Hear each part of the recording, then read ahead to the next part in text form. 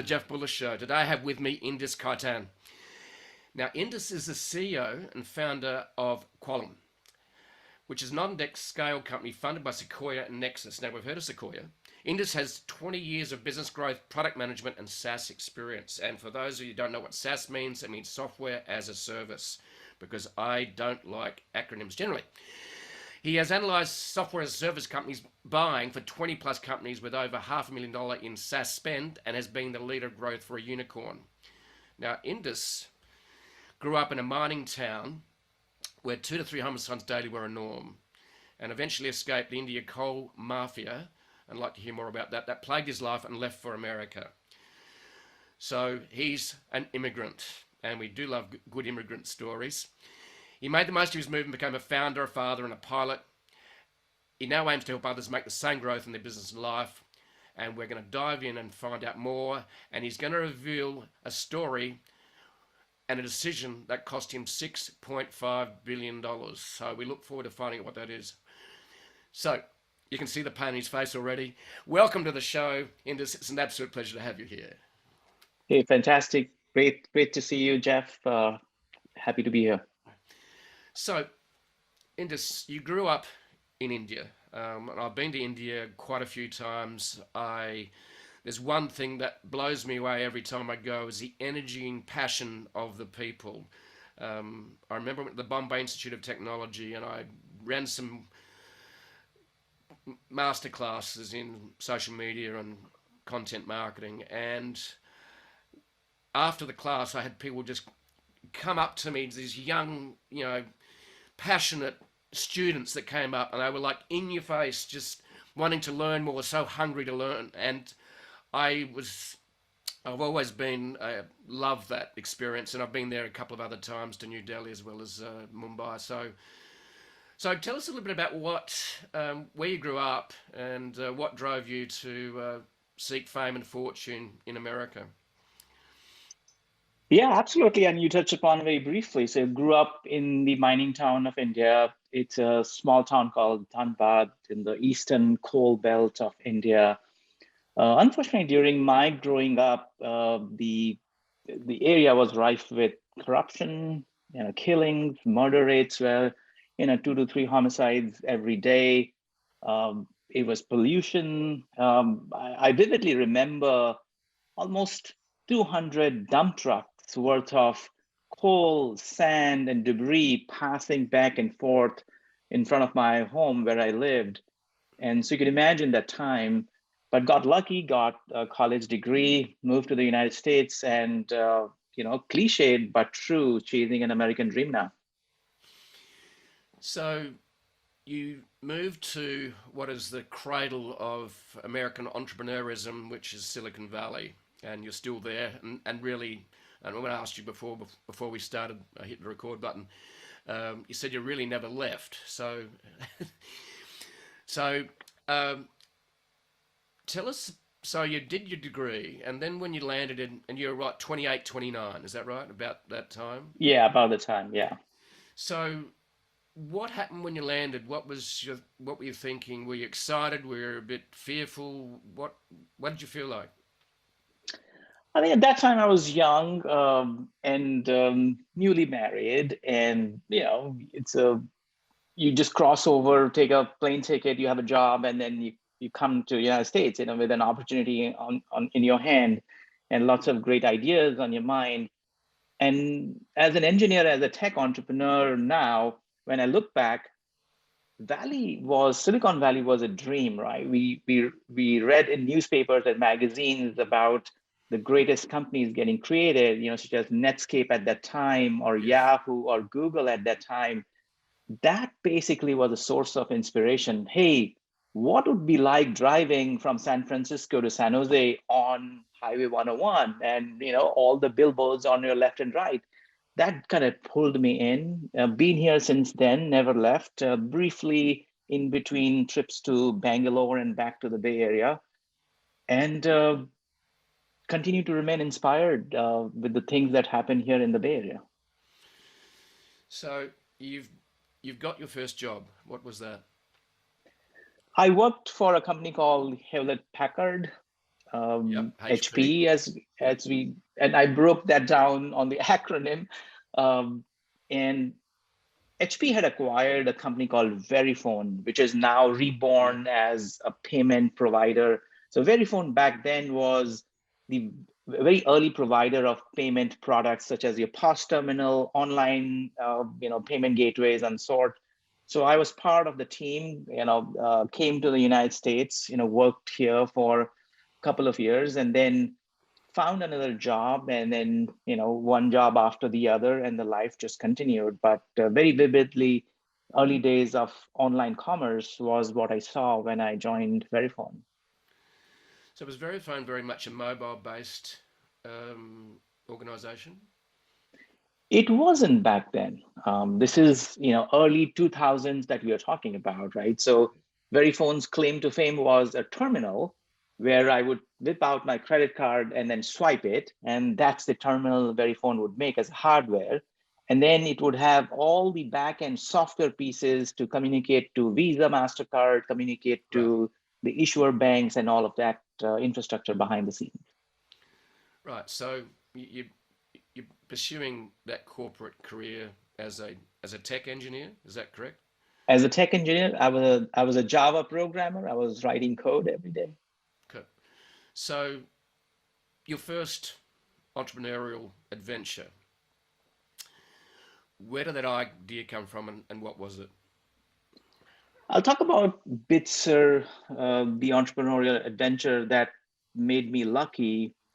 If you remember 2007, 2008, iPhone came out, and every large company executive would say, hey, I need my corporate email and my corporate documents on my iPhone. Why don't you allow it? So they would throw the phone back at the face of the IT saying, I need access to the internet. And the internet is not accessible on iPhone because Apple decided to not support it. And we found that as an opportunity, saying, hey, why wouldn't a CEO be only carrying Blackberry for his email, but carrying an iPhone to communicate with his family members? Because guess what? His IT department would say, hey, we don't have a policy for iPhone because it's not secure. Only Blackberry is secure. So we took that up as a challenge, found a hack, now as I would call it, to enable these big company executives to access their corporate intranet. And that was the niche, that was the idea that we built Bitzer upon as a company. Right. Yeah, it was interesting times. I remember my partner, I remember she woke up in bed one morning and said, I'm in love. And I said, well, she doesn't say I love you very often. But you know what she's talking about? She was talking about her iPhone. Aha. And it was true. 2007, 2008 was a transition from the Crackberry market. Okay, the Blackberry market, but it's called the Crackberry because it was addictive. Yes. And it was the tool of choice for the executives. And it was really very interesting times, whereas the iPhone democratized the smartphone. It brought the phone to the masses, and the masses started knocking on the door, and you saw an opportunity, obviously, to give access to the phone to the corporate elite and much more. So you saw a problem, which quite often that's what happens. Like Uber started because the founders were stuck on the side of a cold, wet street in Paris and couldn't hail a taxi. They said there's got to be a better way. So you obviously said there's got to be a way to solve this. So how many of you were actually involved in starting Bitzer Mobile? So we were three of us, myself, my co-founder Ali, who was a CTO, and then Naeem, who was a CEO. He was a third co-founder. And the original idea was my CTO co-founder Ali's. He was thinking, hey, mobile is interesting.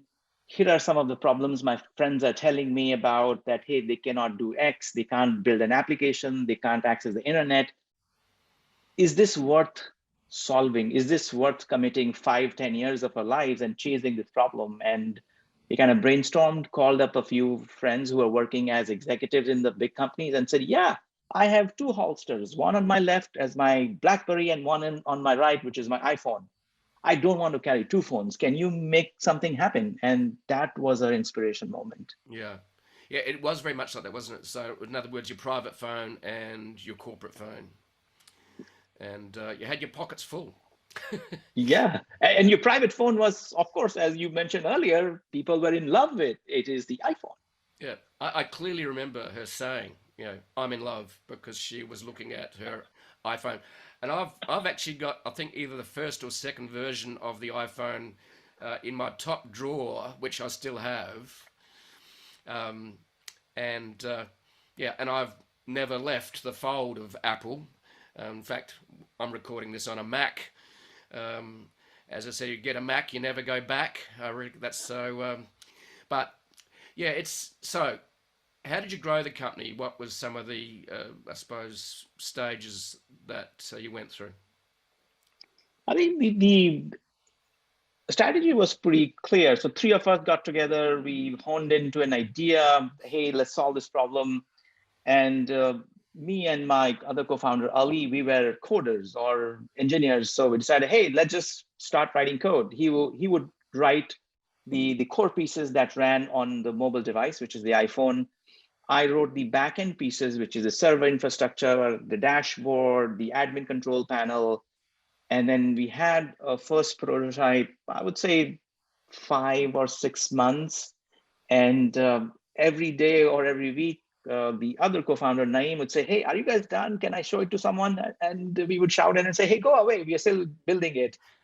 And that's how the company got kicked off. And we raised a very small angel round. And you laugh at this because now the valuations are crazy. Back then, we raised at $230,000 at 1.5 million valuation, which is kids that are graduating out of high school can command in the markets that are today. And it was no looking back. So we talked to a few customers and started prototyping the product, and then the journey continued from there. So, one thing I'm curious about is, did you do this while you were holding down your corporate day job? Did you do this initially that way, or you basically leapt into the void and said, we're going to do this startup"? What was your approach? Left in the void. I had learned the hard way earlier, trying to build something while hanging on to another job. It was not possible, unless you're committed full time. I'll give you the reason why. Unless you're committed full time, when you go into a customer meeting, the first question the customer is going to look at you will not ask you, are you as an early stage founder, are you committed to this business that you're starting? If you go to an investor as a pitch meeting, if they find out or if they get an idea that you're still brainstorming this, you're coming to their office to validate the idea, they are not going to put any money on you. Because if you are not committed as an entrepreneur, as a full-time gig, nobody else is going to be. So we decided, hey, we're doing this full-time. Looks like this is going to happen. There is business to be built. There is money to be made. There are customers to be acquired. We are all in. Okay, that's interesting. So, yeah, in other words, by leaping to the void and getting committed, you are showing that you are serious, and that's very important for raising money. If you had maybe enough money yourself in the background, maybe you wouldn't need to do that. So, now, the question I always like to ask is, how did you acquire your first customers? How was that done? That's a very hilarious story. So my co-founder Naeem, he was at an event. I don't remember the location now. I think it was in Santa Clara, and the deputy CIO of Chevron Corporation was speaking at that event, and he went there attending the event to network and potentially talk to a few customers.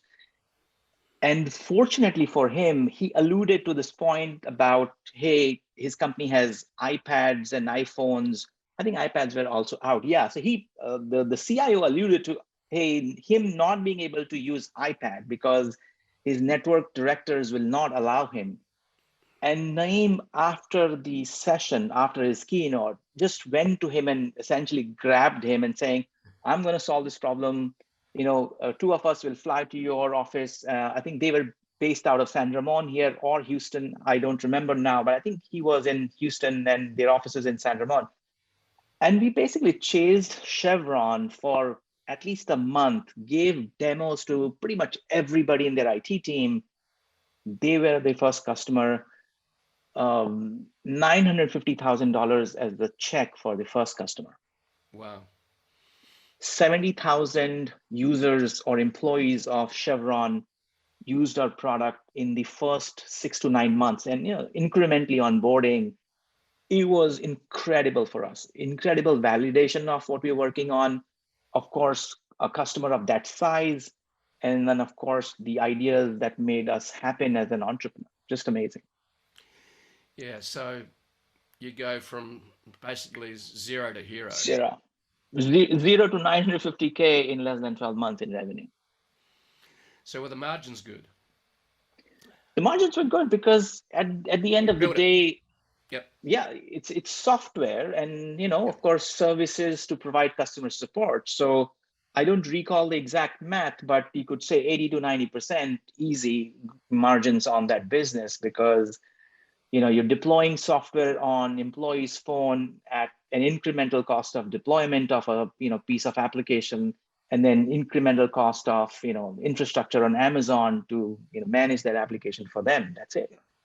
So quite often, especially in the past, onboarding can be a big issue. So was onboarding, in other words, onboarding clients at that scale, you must have learned a lot from that onboarding. It was. So consider this. We were 17 people, had raised less than a few $1 million, and Chevron was the world's second largest company with more than $50 billion in annual revenue. Their IT team was 600 people. Right. So you can imagine the asymmetry between these two entities. But we solved a problem which forced the hand of the buyer. I very clearly remember the procurement person who was doing due diligence into our business. He said, "How did you get selected by IT? Because you guys are not in business for even 3 years." Because that's the rule by default. If you're not around for 3 years, you do not have $10 million in bank, you will not exist. Hence, you're out in the procurement cycle.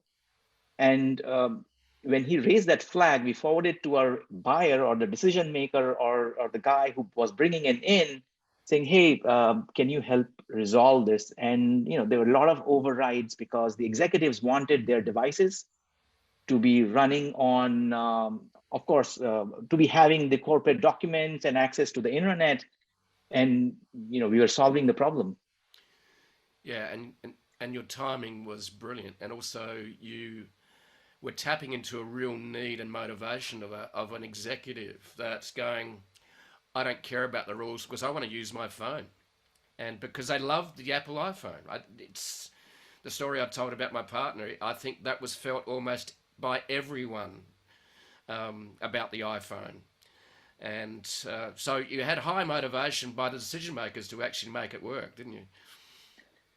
Yeah, I think that was our driver. If not for the decision maker or the executive who wanted to bring his or her iPad, and not just him, but a group of executives, I don't think we would have Chevron ever as a customer, because we will never compete with other vendors, will not get into the procurement cycle, we'll be kicked out on day one. Right. So you've done very well. You've landed a whale, and that's given you, I suppose, the street cred now to approach others. So, did you create a sales team to go out and sort of do that, or was it word of mouth from there on more? We created a sales team, and guess what's the second customer you got? And you're going to laugh at this. We got ExxonMobil as a second customer, which is another large, gas and utility company. Largest. And yeah, largest. So all we did, we said, hey, guess what? We solved the problem for Chevron. They have a problem like this. And we kind of know your infrastructure is very similar. Wouldn't you want this? Copycat, us. And we sold the solution to another large vendor like that. And then basically then got a sales team and replicated across mid-sized companies. We got other companies of similar scale, not as large as Chevron, but banks that were bigger, utility companies, services companies, defense contractors, and they were all in the same lines. How can I get my app working on iPad? How can I access data while my app is working outside of the corporate office? Very similar problems. And then we discovered, we started solving the problems, and we kept getting newer customers. Yeah. Mate, this is a really good story. Now, but there's a happy ending to the story, but there's also a interesting angle to this, and we're just going to dive into this now. And we did allude to it at the beginning of the intro. So, you're what, 5-6 years in, and you've got big customers, you're solving a problem that's driven by highly motivated senior executives who want to connect to their intranets and use their phones and networks. So someone came knocking on the door to buy you. Who was that? That was one of the largest software companies in the world, Oracle. Right. And guess how they found out about us? At a conference? One of their customers was our customer. Right. And that common customer calls Oracle, says, you are telling us there's no way to enable your apps to access internet. You guys are lying, because look at this small company out of Sunnyvale. They just solved this for other applications.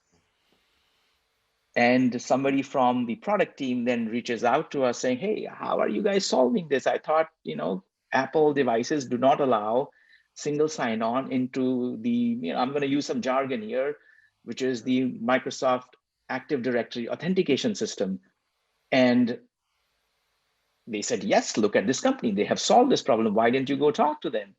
And that's how Oracle comes knocking, and, rest is history. We, negotiate for 6 months, and then Oracle decides to acquire us.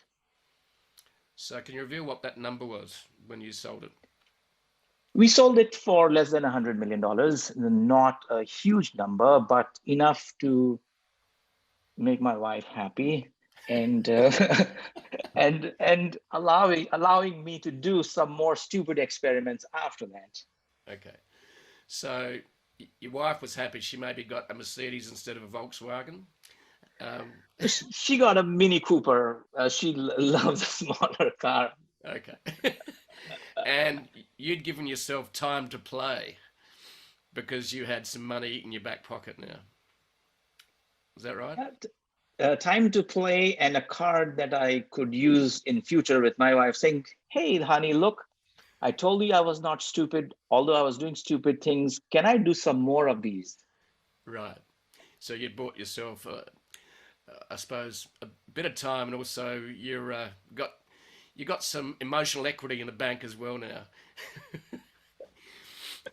So now there's another part to this story which I find fascinating, and so Oracle ended up selling that company selling your company later on. Tell us a bit about that, and maybe a message that you received from one of your co-founders.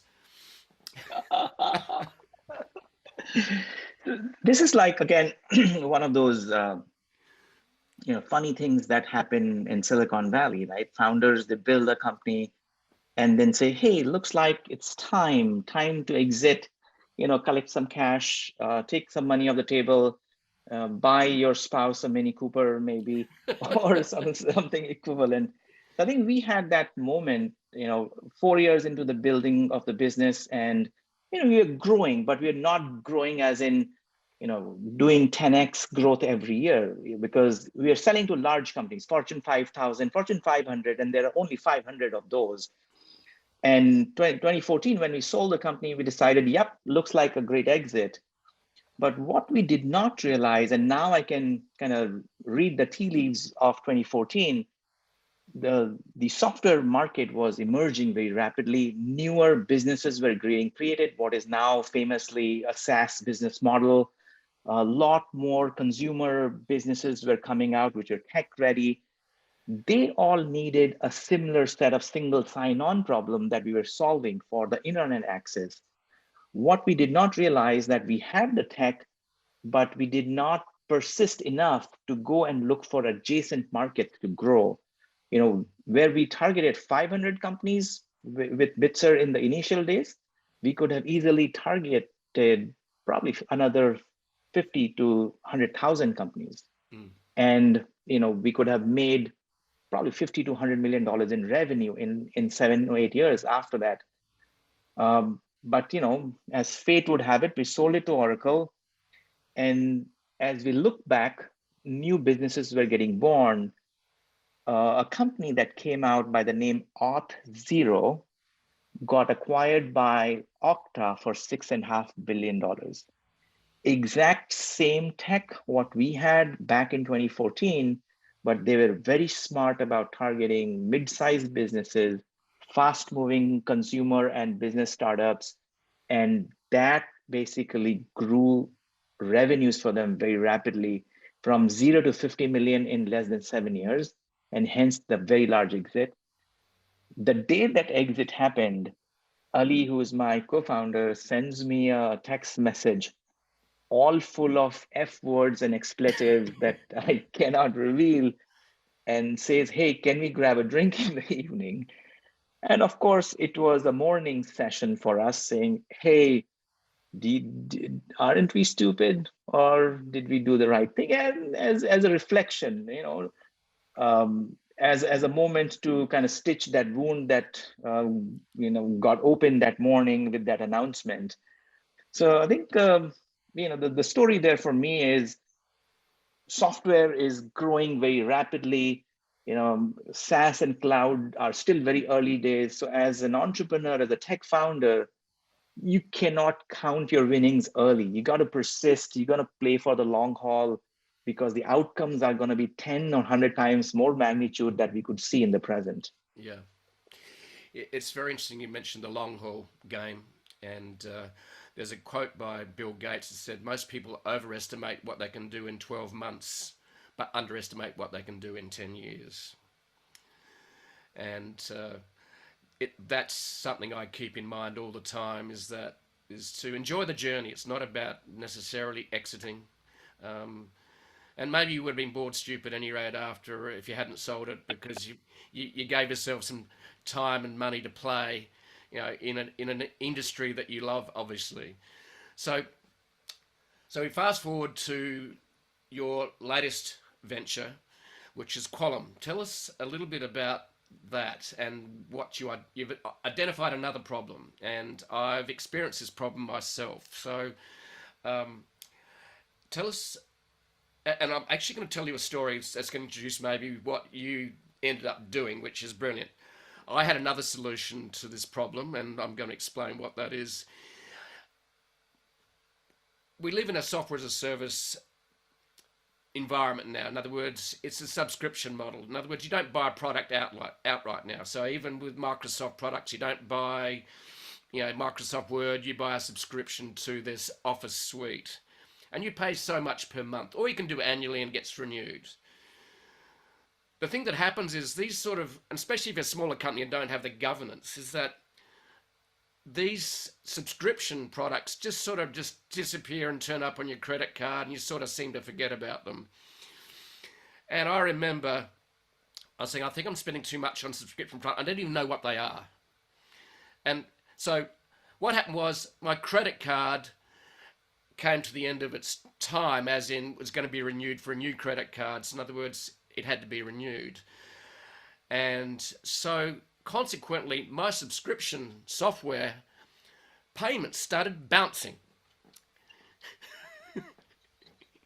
So I solved the problem of paying too much of subscription software by having my credit card expire And I identified, so that was my solution. Yours was a technical solution. We're going to get to that in a minute. But the reality was, I ended up, and I'm not a big company compared to some of the big companies you're targeting and saving a lot of money. When we get into that, is that I identified I was spending about $2,000 a month on completely useless subscription as a service software that I didn't need anymore, had bought when I needed it, and of course, nothing's forever. So that was my solution to paying too much for or paying for things I don't need. So tell us how you started Quolum and how did you identify this software as a service subscription payment problem, which you do for big enterprises? How did you identify this?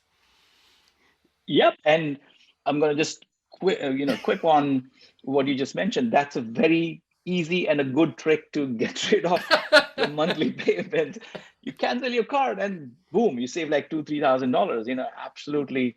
But jokes apart, I think that's possible in small businesses when you have like one individual and probably 20-30 services to manage. But when you are a large company with 10, 20, 40, $50 million in revenue, a team of 50 to 100 and hundreds of services, if you cancel the card, guess what? Other people will start calling me, hey, why my HubSpot is down? It's not working.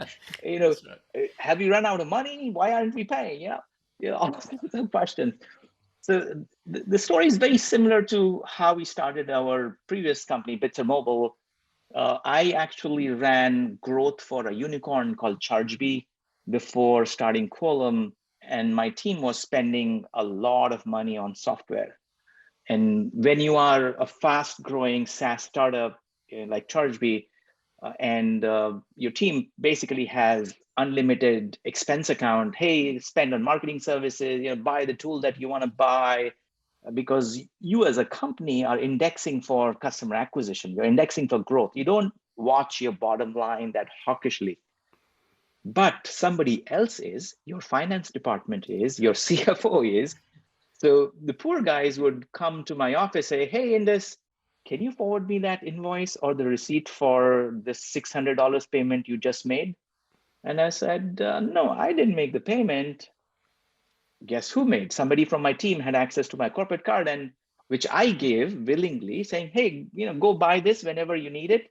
And, we'll expense it or we will submit the receipts. But again, you get busy as a team. You don't know who bought it. And, where is the invoice? If you have a team of 20, is Hannah buying it? Is Jill buying it? Is Mary buying it? Who's buying it? You have no idea.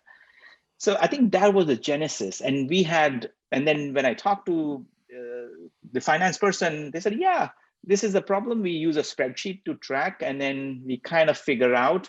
And many times we do not know what this product is, because one of the hidden things in your statement descriptor is the name of the company, which will be as obscure as ABC star blah. And your finance team is trying to decode, what is this tool? What does it do? And we thought, hey, this is a problem.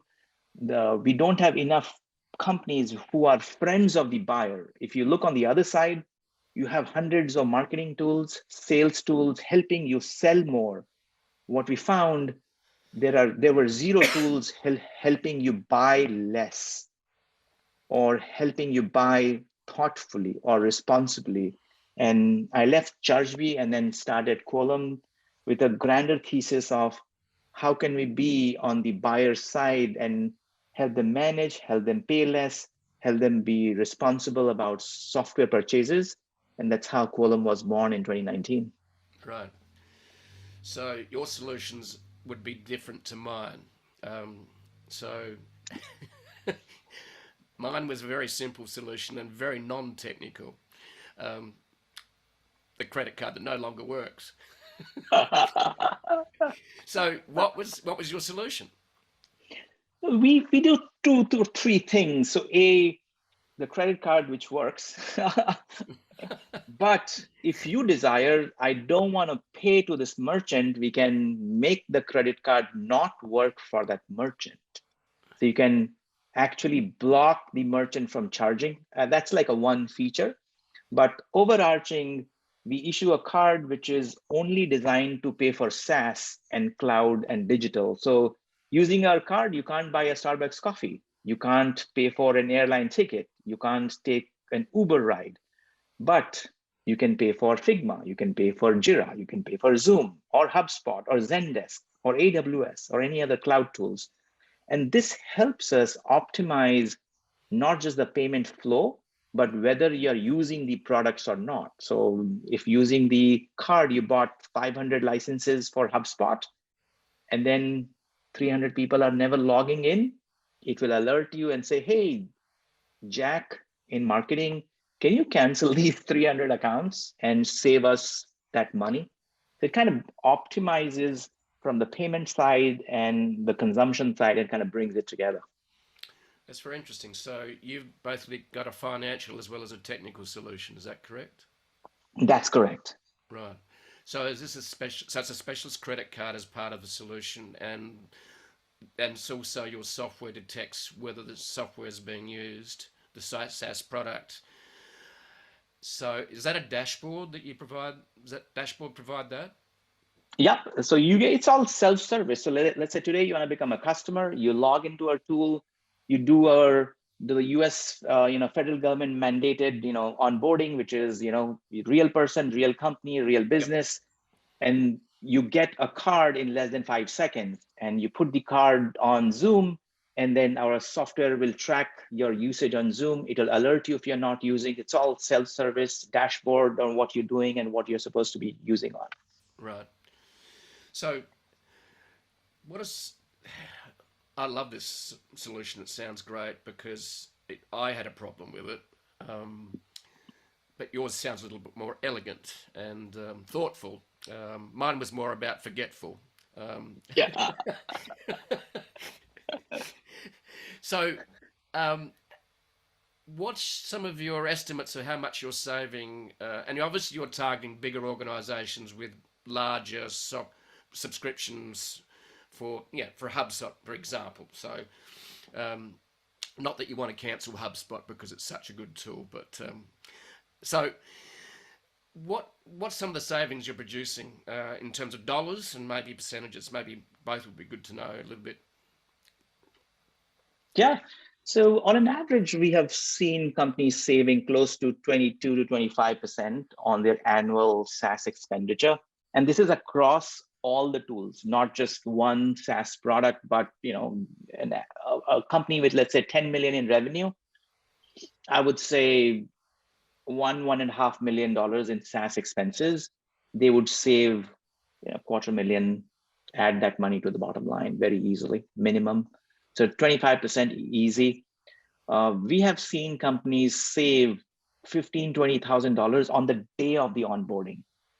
So they come on board, then they connect some of these tools, and boom, curiosity, you go to the dashboard, say, hey, we bought this tool last year. Again, not naming a specific tool. Why did we not start using it?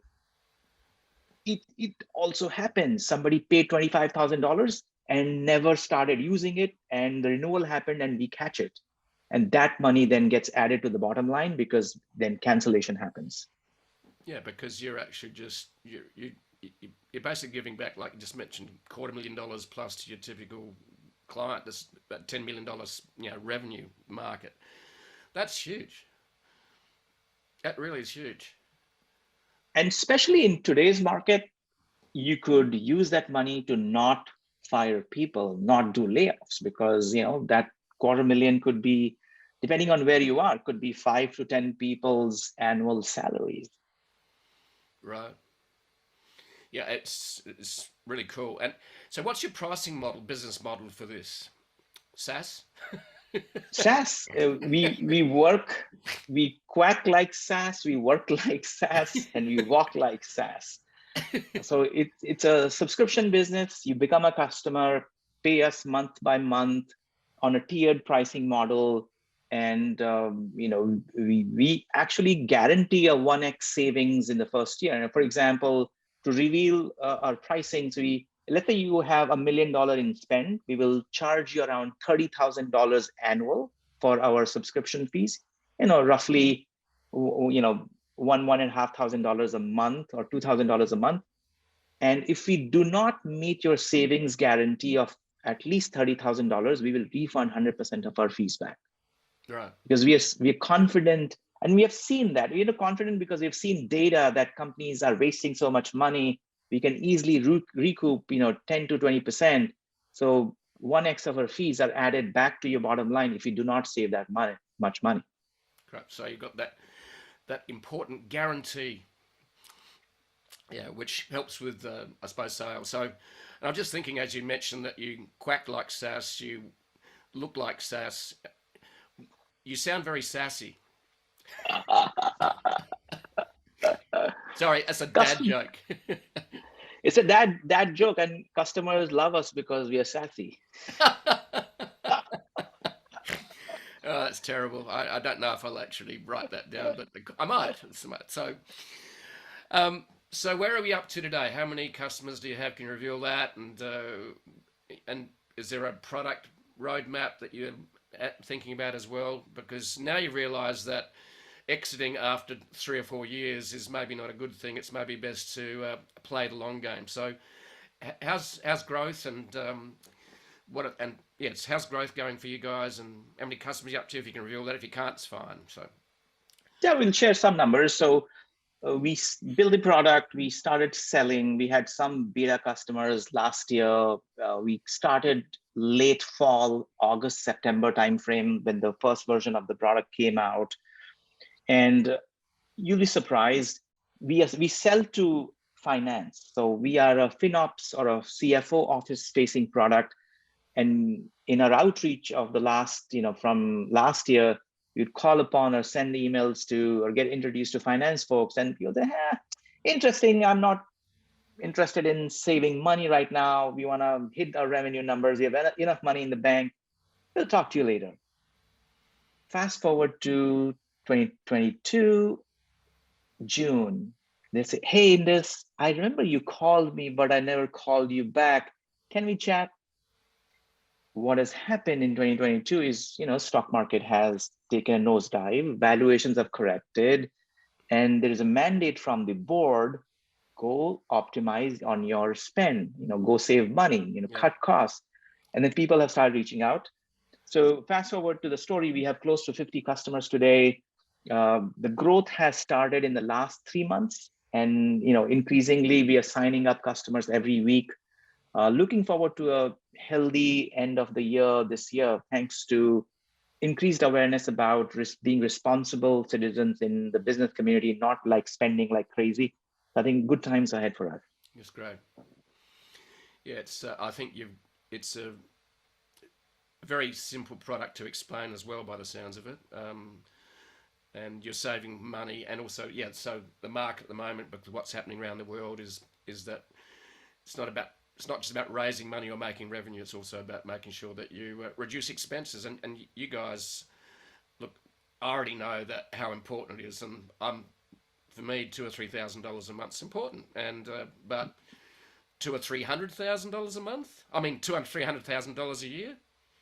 That's a big number. And like I said, you could hire more sales staff to go with that if you wanted to, or whatever you want to do. Or the CEO can retire in the south of France, maybe. That's the other option. Yeah, or give everybody a brand new iPhone with $250,000. That's right, exactly. So, what have you learned along the way? You've obviously realised that playing the long game and being patient, and also what you learned from the lesson that you revealed, which is you thought you only had 500 potential customers. In fact, there was hundreds of thousands of customers. So what else have you learned along the way in terms of being an entrepreneur and also being a founder of a tech company? What are some of the things that you'd like to share with our listeners and viewers? I think from the previous story, I think that's the paradox of loss aversion, which kind of confounds every entrepreneur, every founder, that, hey, is this done? Is this the last leg of this particular business? But in hindsight, there are always very large adjacent markets. I think you alluded to the Uber story briefly. Uber started as a black car on demand. Their business actually caught up 100x when they started doing UberX, because every small passenger or a corporate traveler, they needed a car on demand rather than waiting for a taxi. The Uber's business went 100x when they launched UberX as a model, not the black car. Black car was just for the elites, right? So I think as founders, we have to learn to look slightly away from our current zone of where we are selling, because the same product could be used in different areas. That's one of my biggest learning. Software is still growing rapidly. Automation is still not done. So many. If you look at my desk right now, it's paperwork, partially, and of course, a lot of things that are old school. Receipts. There's a DMV registration that I just completed. So there's a lot to be done in tech. I don't think as entrepreneurs we should give up that easily, like in 4 years we're done, but play for the long haul for 10, 15 years, and it'll compound very sharply in future. So I think that's the one learning I have. Yeah. So you're targeting sort of companies that are $1 million plus in spending. Is that That's about right. Okay. That's right.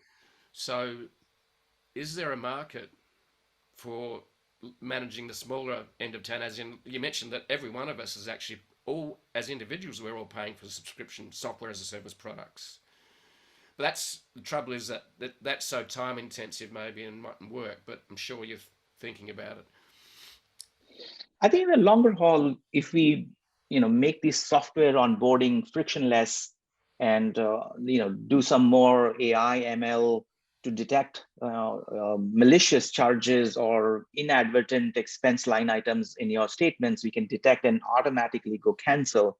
The trouble is the automation between what appears on your charge versus the cancellation process still manual. The APIs do not exist. I think when we find that we can bridge that gap from your statement to cancellation, I think it could run for anybody.